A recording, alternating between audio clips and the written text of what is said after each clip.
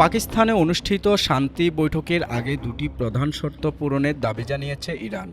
শর্তগুলো বাস্তবায়িত না হলে যুক্তরাষ্ট্রের সঙ্গে আলোচনা শুরু করা হবে না বলে জানিয়েছেন ইরানের প্রধান আলোচক ও পার্লামেন্টের স্পিকার মোহাম্মদ বাকের গালিবাফ।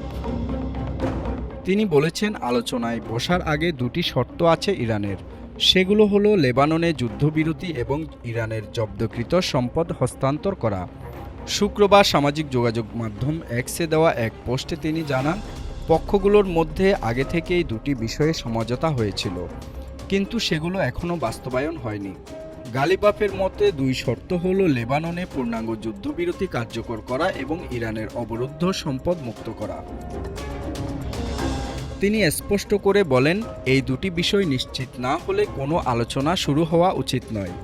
বর্তমানে যুদ্ধবিরতির শর্ত নিয়ে মতবিরোধ এবং লেবাননে চলমান সংঘর্ষ পরিস্থিতিকে আরও জটিল করে তুলছে।